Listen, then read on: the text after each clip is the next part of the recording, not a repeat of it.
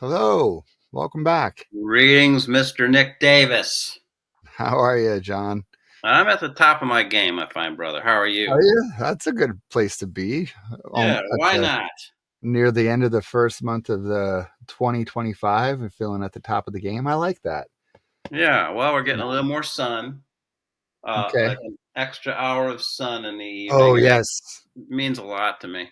it does. I was noticing that. Like for me, it means we are getting. I mean, I was noticing it was almost 5 o'clock, and the sun wasn't quite set yet. I mean, technically I think the sunset is around then, but to me it's dusk and the sun. There's still light out. So Yeah, exactly. Yeah, um, yeah. It was yeah, like yesterday. I was like, oh, it's 5:20, and there's still light. So it's like, hallelujah. what was really exciting? I was planning something in March. I was looking at the calendar because my mom and her my stepfather, I should say, her husband, they have to move. Unfortunately, the property they rent from is selling, um, Yeah. and well, interesting story about that. I could tell you a little bit, but anyway, the owner is going to finally sell the property. He has two properties, and he's going to sell them, so they got to move. But anyway, I was looking at my March calendar to see when I can go help out with kind of getting my mom's stuff together and help alleviate some pressure on them. But what I was really exciting is daylight savings is the day before I'm going to plan to go over and help. Oh yeah. So we're talking about the daylight. I was like, oh, daylight savings. I can see it already on the calendar. I got plans for that week. It's in Oh my. yeah. When is that It's March 10th, I think. Does that sound right? March 10th, coming up? I have no March 9th. idea. Maybe it's March 9th. Whatever that Sunday is before that. So yeah, Yeah. March 9th. So yeah, but no, I was planning March 10th to go help them out. Anyway, let me tell you real quick because I know the socio-political climate is really hard to avoid these days. So their property owner, he's been out of the country. His partner is British, and so they live abroad quite a bit, and they have a home or properties in what we call Whatcom County here in Washington. Well, the state of our America's socio-political climate has finally, they've been talking about selling and just being done with these properties for a long time. And just some changes in our American culture here, even in the last week, Okay. really just sparked a lot. And he's like, you know what? Pardon my French. Fuck this shit. We're out. Yeah. Really? And What country are you they know, from? well, he one of the property owner. He's from the U.S. and he's from Washington State, but his partner, his life partner, he's from the UK. So Yeah. they've got options. They're very European in their sort of views and cultural ways and stuff. So, you know, uh, where America is right now, it's not really aligning with their own values, and they have options. So they're exercising those. So anyway, I know there's a lot we could flood this whole hour with in the last week of events, but I will say that much for now. Yeah. Yeah, Yeah. It's been a week of events. yeah. So it's a hard one. It's hard. So It is. It's hard. I feel for a lot of people who feel immediately and abruptly alienated, and that really tugs on And my threatened. my psyche. Yeah, threatened in my psyche right now. It's not a good place to be. So Right. We're all in it together. that's right. We are. Speaking Yeah. of which, that is not to overshadow, a week ago was inauguration day, but more importantly was MLK, MLK Jr., Martin Luther King Jr. Day of Recognition. So I think that's probably the more important thing we highlight. Yeah. Absolutely. And shall I use that as a segue Yeah, let's into do that. playing this song? Uh-huh. What do you got So teed up for there? our listeners, we have one right now. Hello, Mary. She's down the hall from us, but we'll have Okay. more than that as the progresses. So he had a favorite song. Martin Luther King Jr. had a favorite song, which he requested. And Mahalia Jackson, the singer of record, Okay. would come to his rallies and he'd say, "Please sing If I Can Help Somebody for Me." It was a song that he got a lot of comfort from, nourishment. It was a stressful life to be Martin Luther King Jr. on the cutting Yeah, edge and in the spotlight and feeling the threat to his mortality, absolutely. but he had the courage. But this song helped him. Okay. And it helped me too. I knew this fact about this song. My favorite rock band was called The Band. Hmm. Famous for the album Music from Big Pink and also The Last Waltz. And Robbie Robertson, the lead singer and not the lead singer, but the songwriter and guitarist, mentioned Mahalia as one of his all-time favorites. Oh, And okay. then Van Morrison did as well. Nice. So I was like, oh, I've got to listen to this then. MLK, Robbie Robertson, and Van Morrison are all saying Mahalia Jackson is their favorite. Heck yeah, that's some. Yeah, I went and after my wife passed away, I went and invested in a box set of Mahalia Jackson music Okay. and listened to it for like 6 months. When you say box set, was that CD? Was it record? Was Yes, it it? was CDs. I think it was 2, maybe 3 All right. discs. Gospels, Spirituals, and Hymns, it was called. Okay. And this turned out to be MLK's favorite song, turned out to be my favorite. Okay. Not because Very he cool. had selected it, but that's because I was listening. I was like, well, that's the one. Yeah. There are other songs that didn't touch me at all. Right. But so I'll play this for you as a tribute to Martin Luther King Jr. On MLK Day 1 week later, but also as a beautiful resistance anthem, Yeah. which is, I think, where you and I both are these days, looking for songs that can help us. Absolutely. I'll read the words to you. I don't think I can get to them all here. I can't. But it says, if I can help somebody as I travel along, if I can help somebody with a word or a song, if I can help somebody from doing wrong, my living shall not be in vain. Mm-hmm. And it's really beautifully done. My parents went to see her sing in Chicago in the 1950s. Oh, wow. Yeah, my dad was still talking about it That's throughout his cool. life. All right, without further ado.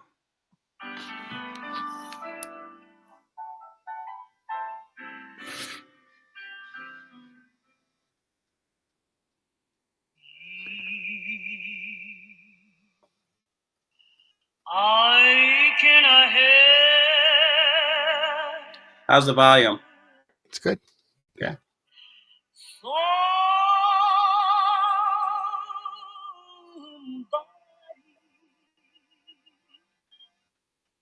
As I travel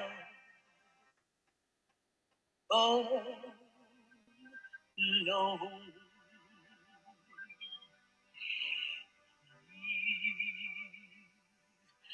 I cannot help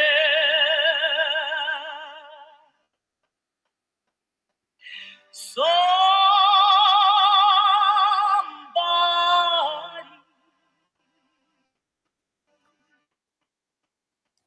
in a word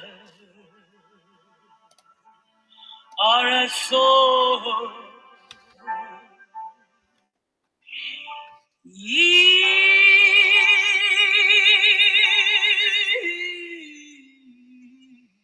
I cannot help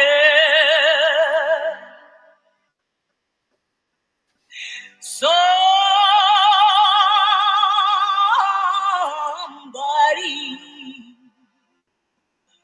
from do and wrong.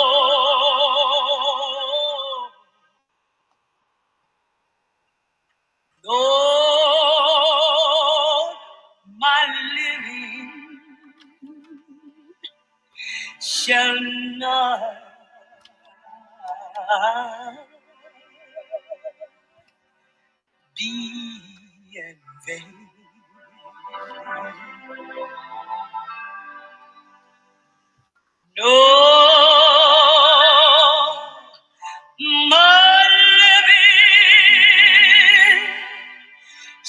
shall not be in vain.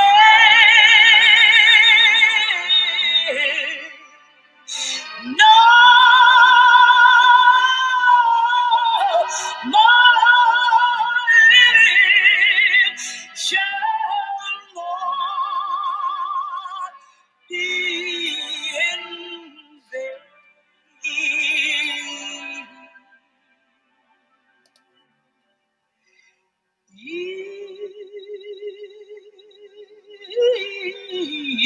I can have somebody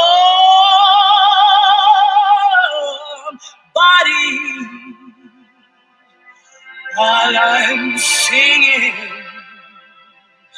their song.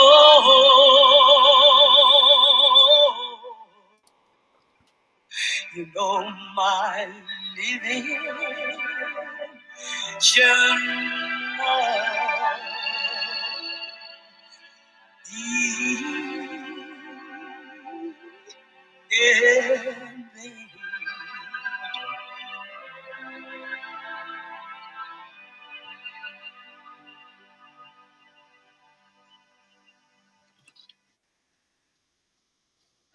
Beautiful.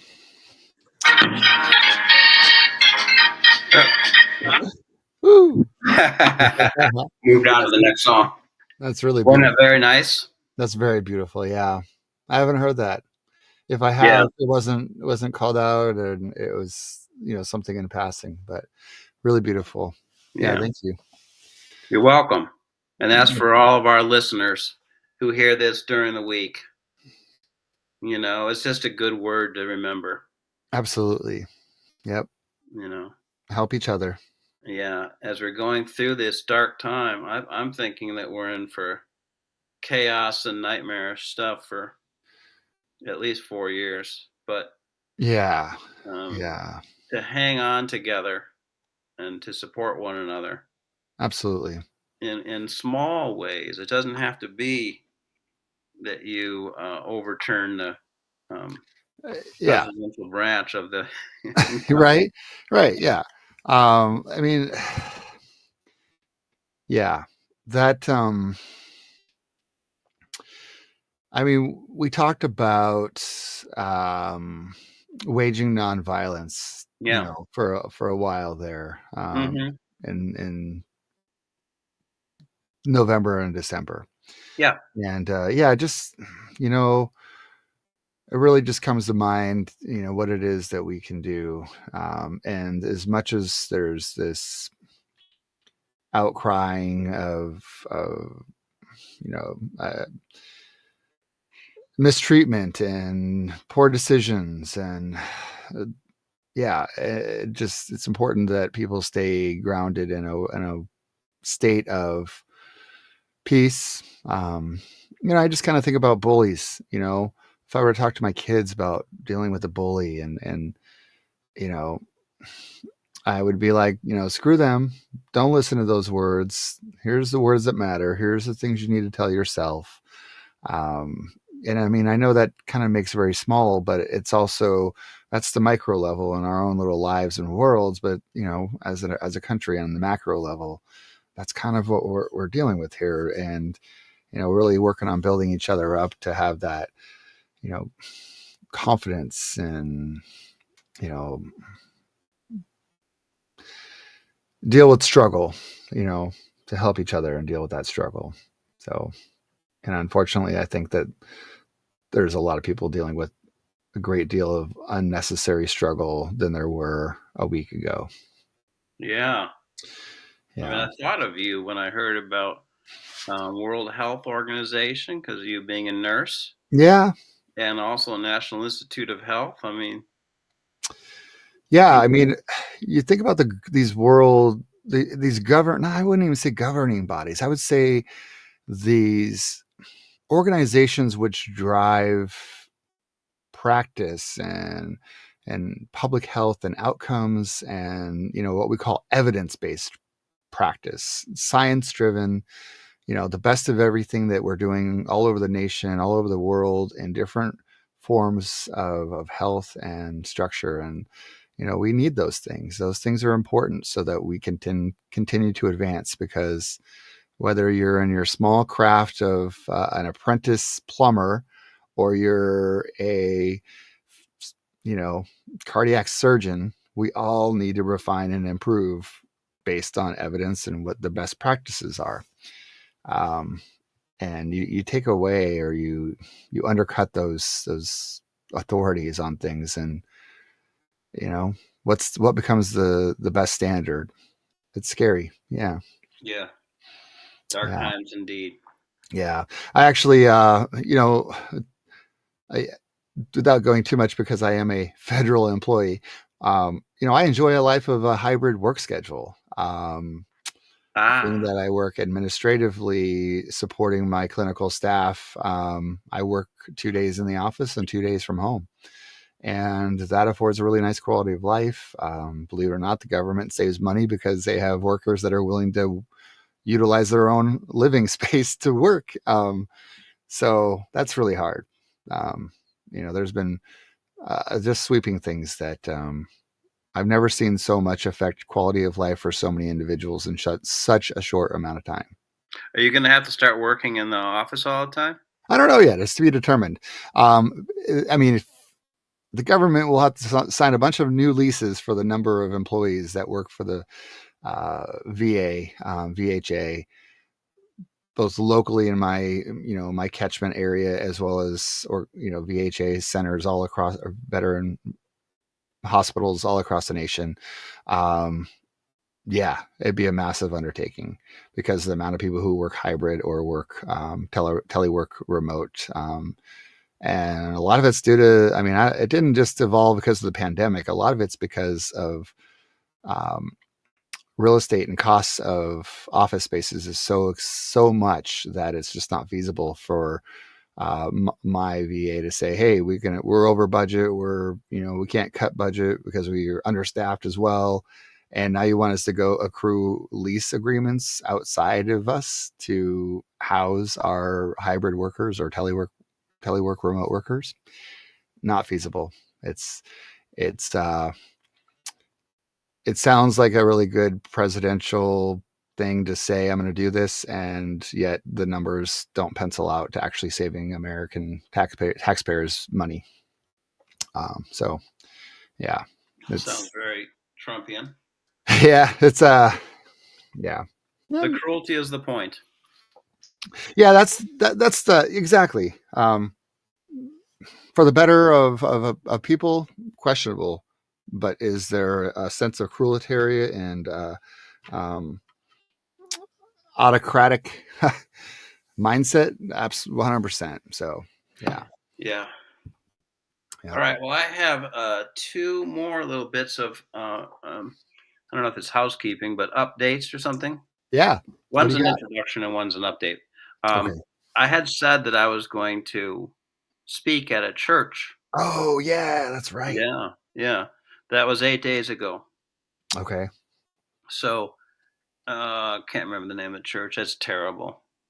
I don't think it ever really registered with me. It was a town not far away, and it was a Catholic church. Catholic church. I think it was called Good Shepherd. Okay. Catholic church in Menominee Falls, which is next door to Mequon here. Okay. And so I went to the service. It was very Catholic-y. Oh, I bet. Did you wear knee pads? What'd you say? Did you wear your knee pads? To be in confession and repentance? To be on your knees. Yeah. For prayer. For prayer. Yeah. Let me clarify that in case anyone's got a dirty mind, but no. No. So that went fine. I was kind of interested in the Catholic priest. He was really old. He walked around with a cane, and I kind of liked him. Yeah. Talking about how we need to think about the homeless on Martin Luther King Jr. Day. So, yeah, it was kind of good. But then afterwards, I spoke to about 40 people. Wow. They were having their chili hour. They were eating chili. And I liked them. They were very attentive. They laughed at my jokes. and I presented the polycrisis. I've now pretty much switched over to calling it the polycrisis as opposed to the meta. Okay. Not that it matters too much. Right. And then I made the joke about being the mega pickle. And they were all listening intently. One woman raised her hand. She was seemed upset and raised her hand. I said, "Yes, ma'am. This is all very, very depressing. When are you going to get to the good stuff?" I said, "Soon." I said, "But it's really, really good for us to look squarely in the eye the challenges that the human race faces." Yeah. I said, it depresses me too. I mean, I'm just human as human as everybody. And, Right. looking straight into this stuff is not easy to digest. Mm-hmm. And I'm even holding out on you. I'm not even talking about the melting of the Arctic and the methane that will be released. Right. She's like, "Eesh." I said, "Yeah, I'm doing ich too, believe me." Yeah. I said, "But there's ways to cope, Right. you know." Um, and I said, "Furthermore, the Packers have lost," and that got a big laugh out of everybody. Everybody laughed at that, but they listened very intently. I Yeah. talked about wake up, Right. clean up, and they were very interested in clean up and wanted to know the process. Mm-hmm. I talked about third person, second person, first person. Took them all through Yeah. that. They were taking down notes. Very cool. I talked about grow up, and then I talked about uh, show up. But then we went back through, and I did a meditation Okay. on show up. I mean, on wake up. Okay. And they were quiet. They were silently absorbing it all, Very cool. going along with everything that I taught them. I'm like, I'm in a Catholic church. We've gone into Jungian depth psychology, Right. and now we're doing Tibetan Buddhist meditation. Meditation. I haven't told them, well, this is Tibetan Buddhist meditation. I didn't want to throw anybody Right. off. No one said, "Who let this hippie in here?" Nobody said, "Who let this hippie in here?"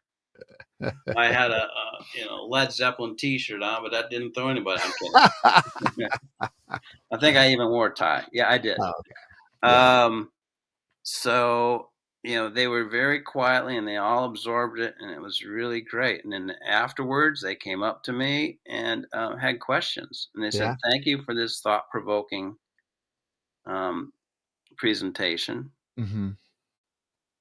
And nobody said that it sucked. Yeah. The person that invited me said this was perfect for what we need. Yeah. That's cool. Very cool. So it went okay. Yeah. Yeah. And that's really encouraging because, we talk about everyone wants to talk about differences right now. And you think that for all those reasons you just mentioned, going into, arguably a very conservative setting that is, they came at it with an open mind. And I think that's what we have to remember about America right now is that whether, whatever you identify with, people are generally open and able to have some pretty good civil discourse and conversations and how brave of you for doing that, for walking into there. I wouldn't say the lion's den, but definitely an environment where you don't know what amount of hostility you may see or feel on your own views and things you're passionate about. So yeah, that's cool. Yeah, it worked out good. Yeah. Yeah. There was some amount of bravery involved and some amount of foolhardiness. But, hey, I like the people. Let's put it that way. They were 40 and up. Yeah. White, suburban. And I saw Trump bumper stickers in the parking lot. Yeah. But, lovely exchange. So I'm going to start doing this. I'm going to start trying to get out and do this as a thing, not just a one-off, but I'd like to go around and talk. Yeah. Do some public speaking events and yeah. kind of, yeah. I So like that's that. And it one. came as a result of our viewers and people who Yes, engaged and like what you had to yes. say here Somebody on our watching show. this. And yeah, very cool. Yeah. So Love that's one. The song, the public speaking, and the third thing. This is all inspired by Nora Bateson. that. Okay. Premium moisture potting mix. We're going to do a class project. Okay. This is Nora Bateson-ish. All right. Because what it is you and I are sitting here, and we've been doing this for about a year, I think. Yeah, we're getting close. Mm-hmm. Yeah, I think this is 22 episode. Yeah. Yeah. And we've been talking concepts, and it's been wonderful. But I think this is our next stage of growth is that we're going to start having a little more experiential. So putting the song or a poem in, Okay. each time. And we'll have to watch on copyright stuff and all that. Right. At least we said her name, Mahalia Jackson. I showed the album cover. Her being dead might help too. Oh, yeah.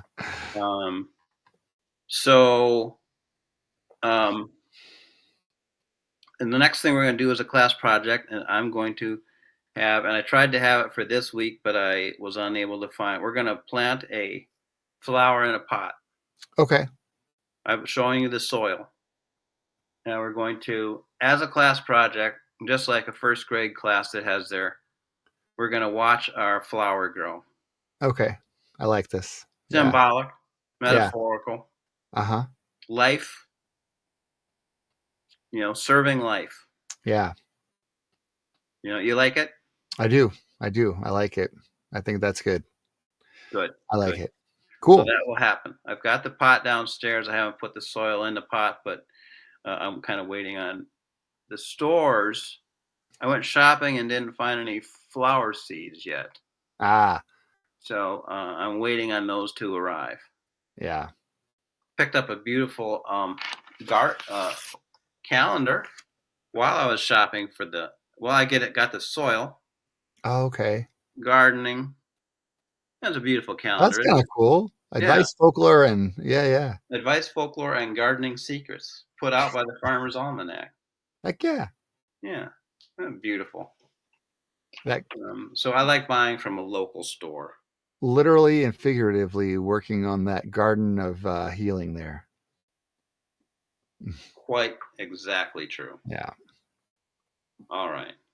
So all of that is preamble to what is combining. That's right. What is combining?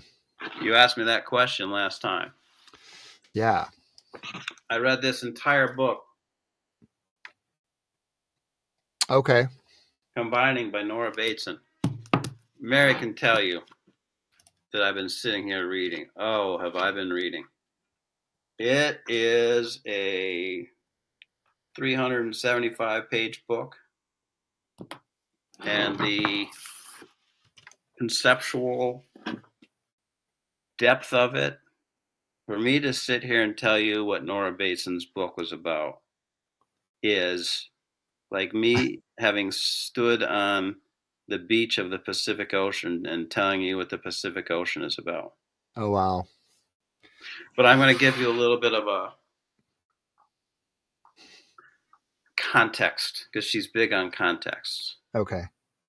William Bateson, her grandfather, was a renowned scientist who first started publishing things in 1890. Wow.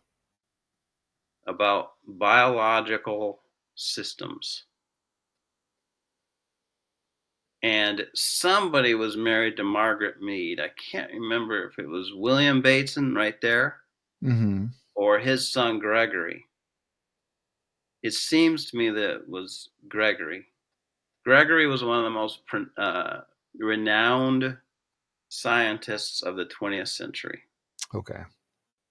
So the marriage didn't last. Nora is not the daughter of the union between Gregory and Margaret Mead. But Margaret Mead's book, Coming of Age in Samoa, is, despite her not being the actual biological mother of Nora, is part of the Bateson family legacy. Okay. So you have William Bateson, you have Margaret Mead, and then you have Gregory Bateson, who has a book called Steps to an Ecology of Mind. And then he had a second book called Mind and Nature. And then he had a daughter named Mary Catherine Bateson, Okay. who wrote a couple of highly renowned scientific volumes. And then along comes Nora. Okay. She was 8 when her father died, Gregory. Her first book defeated me. I put it down about 6 or 7 years ago. I couldn't get through it. It was too deep and intense. I'm going to try to get back to it. Yeah. And see. Was that the warm data or yes? Something? Okay. It had a different name, about small arcs or something like that. I can't remember the exact title. But I was like, I don't understand what you're talking about, girl. I do not understand it. Yeah. And I read a book by Gregory Bateson too, one of the two that I mentioned. I'm going to go back to that. I see it's still in my library. Combining. So what combining is what she calls trans-contextual learning. So, and we're going to, I'm going to give you a hint of where she's coming from with a series of questions that she asked in the book. We're going to get to that in a minute because it's going to help everybody that's trying to follow this saying, oh, yeah, what's he talking about? But trans-contextual learning, she has set up what she calls warm data labs. Oh. And you can go, and there's 1,000 of these going on around the world. People who are accredited teachers of warm data labs conduct them. You go, and there's like 6 to 8 stations in a room. Mm-hmm. And you have a topic. Let's say the topic is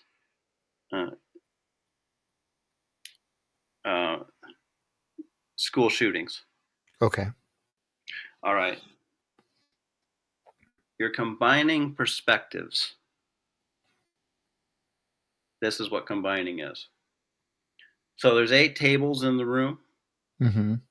And you go to one table, and or perspectives or contexts. One of the tables has the context of, let's address school shootings in the context of economics. Okay. Oh my goodness, did you hear that? I heard a clatter. Yeah, that was my desk that I'm sitting and making a cracking sound. Okay. Let's address school shootings from an economic context. Right. All right. And you can get some information fed to you at this table, this warm data table. But you also have just people talking about their economic perspective and understanding. Okay. So there you go. But she doesn't want it to be that people only look at it from this one perspective, which is what so many things do. Right. My desk is cracking. That was a loud crack. I think I'll. All right. Hopefully it doesn't fall apart on you there. Yes, that would be quite the dramatic presentation. Yeah. Okay. So she doesn't want you just to think about at the economic table. Yeah, you could go to a university and you learn about everything psychology, and then the next Right. course that you learn is anthropology, and the third thing is finance. Right. Like that, and that's kind of like what she says is that it's reductionistic. Yeah. Is that people start to view things from one angle all the Hmm. time. Right. He wants all of us to combine contexts, transcontextual learning. Okay. So then you go to a third, and they're talking about school shootings as a gender studies issue. Oh. What do males learn that leads them to do all these shootings? Right. Fourth table is race. Hmm. It's mainly white guys that are doing all these shootings. But Right. so what, white male, a fifth could be about gun laws. Okay. A sixth table could be psychiatry. Mm. Yeah. Mental health or psychiatry. Yeah. Yeah. Yeah, yeah. So what was the first one I did? Psychology. I can't remember. First one was economics. Economics, psychiatry, gender, um, uh, race, and so on. Hmm. The next one could be history of American attitudes towards rugged individualism. Okay. You could do a religion/spirituality table, Right. and so on. And this is people are all going and spending. This is an entire day, so that they're spending 45 minutes to an hour at each table. Oh. But they're absorbing all these different contexts, and Hmm. all the people are moving around. They're all moving around, absorbing different contexts and different perspectives, but they're throughout the day developing a combining of perspectives, Interesting. so that you're not just thinking about it from one angle, Hmm. or two, or five, but you're thinking about it from 8 angles. Yeah. And then, of course, at the end of the day, there's a what did you learn? Okay. So, and she has very specific thoughts about not wanting to have people show up with and then you have an agenda about what they should learn. Right. She wants you to engage, and this is just one topic. Right. Yeah. This is just the topic of school shootings. I mean, Yeah, yeah, there's but so you many. realize that what a vast thing. And when we come to a subject, one of the meta-crisis, polycrisis subjects like school shooting, Hmm. we for the most part, another element of that would be gaming and media Oh yeah. portrayals of violence and how that encourages or discourages violence. Yeah. Um, And I think when I think about these topics, what you traditionally hear in, people spouting off, it's, no, the guns don't kill people. It's people kill people. We need their mental health. Or no, if kids didn't have access to such violence, there would be, these issues. Yeah, you hear these one-sided points that people put out there as what they see as a problem. And I think what I'm understanding with this combining exercise is that, yes, each and every one of you have a very valid view and point. And somewhere with the mixture or the combination in all of these is the real root cause, is the right. real, you know, systemic problem that's multifactorial, and until you identify it as multifactorial and you address those multi-factors at the same time, nothing's really going to change, right? Exactly. Yeah. And she says these issues have been brooding and breeding and steeping for hundreds of years. Yeah. And now they've emerged.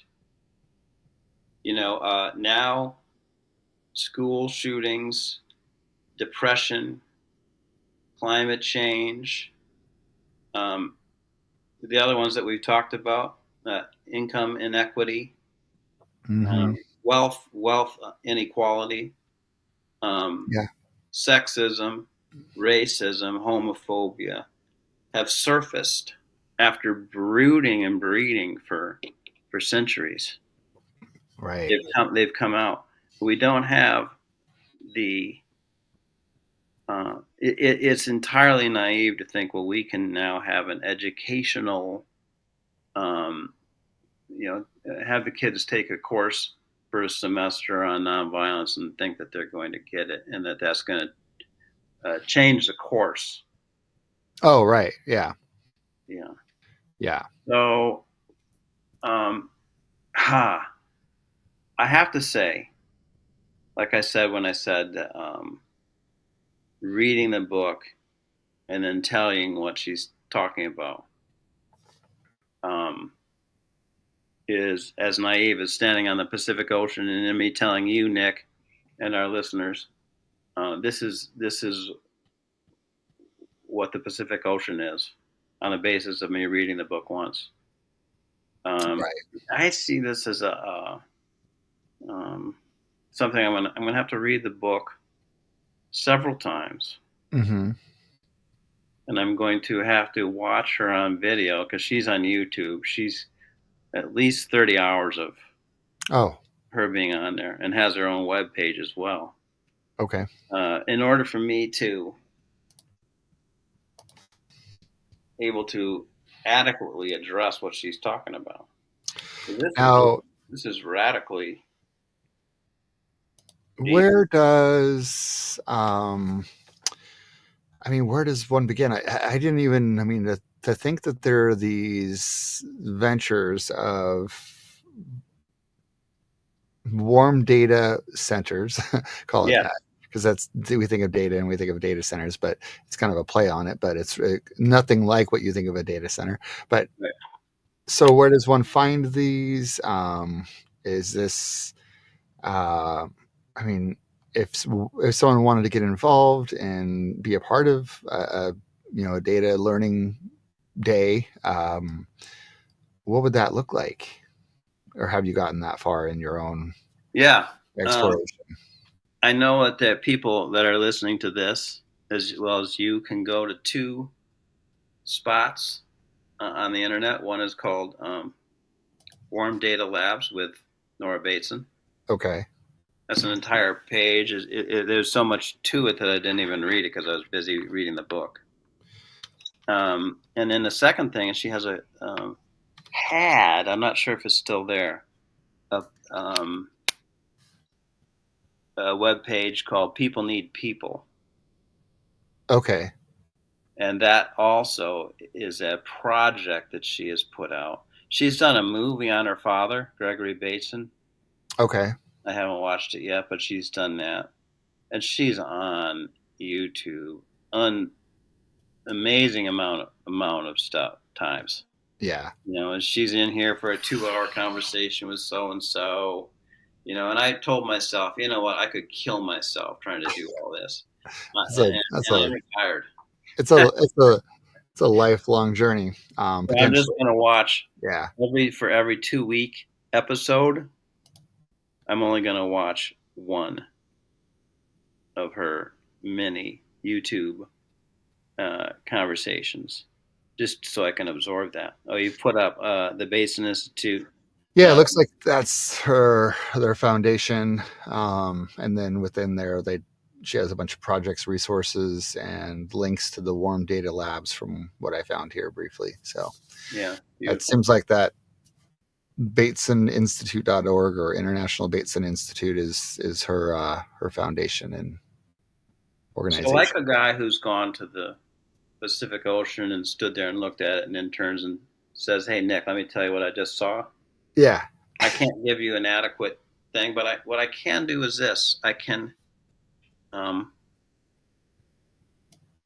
the way she talks about these warm data labs where you go and you're encountering people, you really have to, she has a huge focus on communication and on Mhm. listening and Okay. saying, even the words that we use have to evolve, Oh yeah. Yeah, even our phone messages. Mm-hmm. So I'm in the midst of reading all this stuff, and it really is it really one of the most challenging books I've read. Yeah. And I'm enough of a I don't know what I call myself that I'm going to read it again. Mm-hmm. I'm committed to the Brambled path, my brother. Yeah. I like it. I like it. But So, in the midst of this, my phone rings, my cell phone yeah. buzzes with a attempt for a video conference. My grandson, Oh.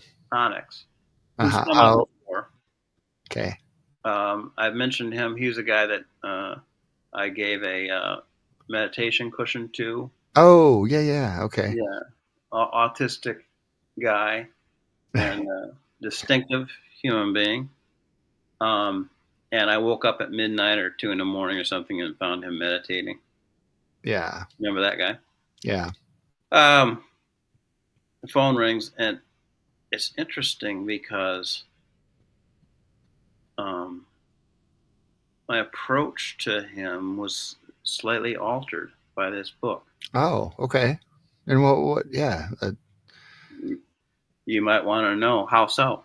Yeah. Yeah. How so? No. Yeah. I'm like, in what way? Yeah. Like that's interesting. I was like, what is the context of your day? What is your experience? What is from what are you reaching out to me? Okay. And I was more curious about him than I usually am. Mm-hmm. Uh, Intergenerational learning is one thing that she talks about as well. She talks about a million things, but the value of intergenerational learning and the okay. So when he calls, I think of myself as the teacher and the Mm-hmm. entertainer. Yeah. That's my my template. Okay. And instead, I thought, okay, now he's a teacher in this one. What is his context? How can I Yeah. learn from him in reality? Right. So it just was um, a shift, a Yeah. minor little shift, Mm-hmm. And he has a puppet that he holds Okay. on his hand, and hey, Grandpappy, look at this. And so I watched what the Yeah. puppet does, and I took curiosity about this puppet. Yeah. Huh. What was the puppet's perspective? Right. Right. Yeah. Yeah. So, she isn't a person who's going to come up with a wonder plan Mm-hmm. for us to solve the meta crisis or to Right. overthrow Trump, But and I feel free to say, yeah, I'm loving this, but I'm still going to, as much as I can, want to donate to the National Resource Defense Council and the American Civil Liberties Union, who both are doing legal resistance activities against Trump. Right. There's still that. you know. Yeah. I'm really, really open to her perspective. I think that's a good. I mean, if anything comes from this work, from these concepts that you're describing, and the way I'm kind of taking in this combining, and really what she talks about with warm data is, it's like, and to your point, a shift away from this thinking about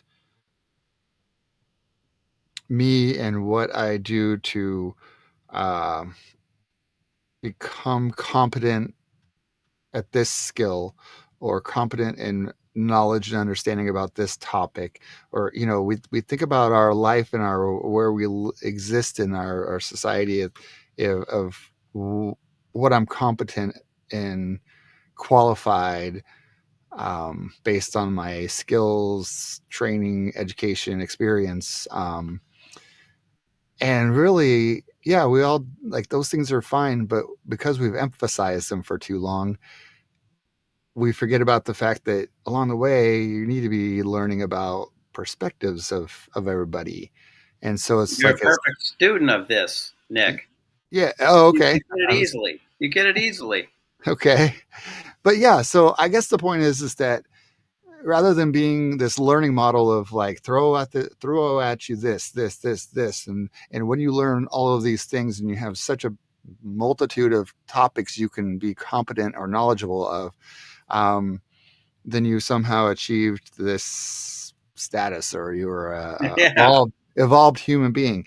Yeah. But really, it's like, no, you just have skills and knowledge in areas. What we should be focusing on is learning as perspective, because then you can start to think outside the box. Then you can apply the things you learn and optimize them or to enhance them. They're just tools in your box of who is Nic Davis or who is John Hughes, and it's those in broader perspectives that really allow you to optimize and thrive and contribute in society, or to help others, or to build a community up. I mean, yeah, You're not responding very not well. You're getting it. It seems to me.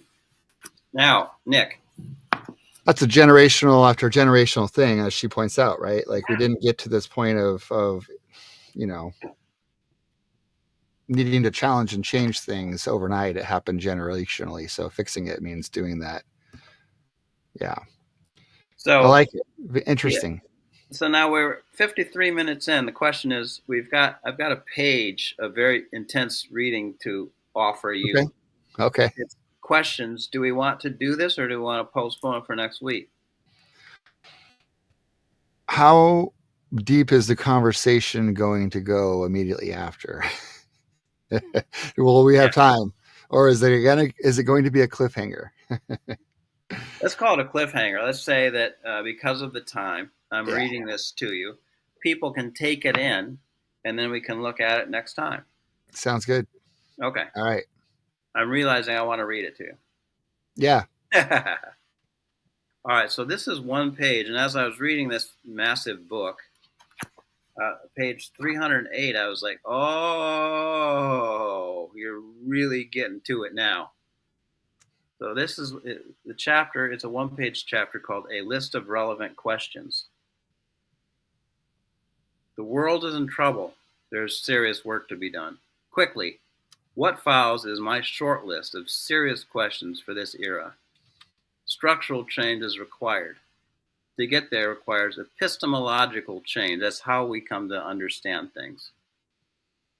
This list assumes that profit, revenge, ownership, and any notion of superiority, including nationalism, are not viable excuses for the destruction of billions of living systems. The committees that are formed, the projects that are funded, the actions taken, the policies made, all are in response to the questions posed here. So what are those questions? Here are mine. All of the questions below are of personal, institutional, and global concern. We in this document refers to anyone who will ask such questions with me. 1. Education. How can we best cultivate curiosity, information, and learning between generations to prepare ourselves to perceive and respond to the complexity of our world with less destruction than in centuries past? 2. Health. How can we support health in human beings by making it possible for each person to eat healthy food, sleep well, know that their families are supported, be respected in their community, have relevant contributions, education and employment is in parentheses, breathe clean air, and drink clean water. 3. Ecology. How can we interface with the complexity of our natural world so as to cause less harm to the interdependence of all living things? There's 7 of these questions, so we've done 3. Mm-hmm. 4. Economy. How can we shift the economic system so that it is not based upon exploitation of nature and humanity without crashing the globe into chaos? No one gets rich on this version of economy. 5. Politics.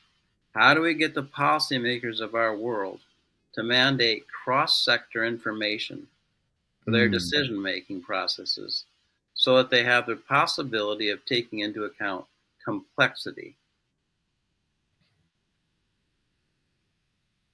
6. Media. How do we get a moratorium on binaries? Oh my God, that's so great. Wow. How do we support public understanding, not trained in perceiving complexity, to become accustomed to it and demand that communications institutions deliver cross-contextual information? And finally, culture. What is the approach to open the global discussion about the pending fate of humanity? What matters? What are we willing to change? And how can we survive together? Wow. Good questions. And and how much of the book is left after that? Oh yeah, that's page. What did I say? That's Page 308. Yeah, and there's how many pages? Let me just find that for you. There's 369 pages. Okay. So again, you mentioned, she's not offering a immediate solution and fix, but I assume questions and some thoughts about those will follow to get their wheels turning on how to think about those questions or what they mean for us, individually, and leading up to these pages and then right. coming back after. Yeah. Wow. Okay. Well, that's Nora Bateson. Pretty Nora heavy stuff, huh? Yeah, it is. That is heavy. If I mean, I can only imagine if that's just the one and a half pages there. Yeah. I read 316 pages of this, and I'm like, yeah. Now I'm reading a funny book to sort of recover.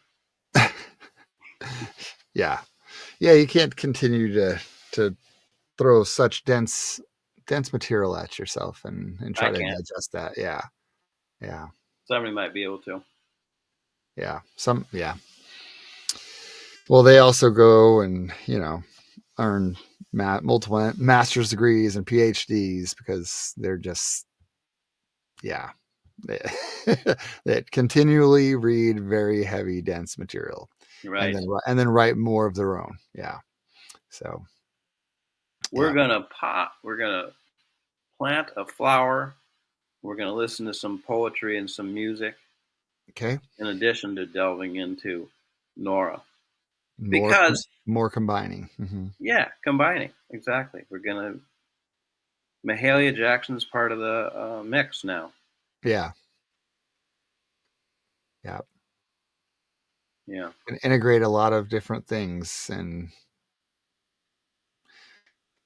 makes, yeah,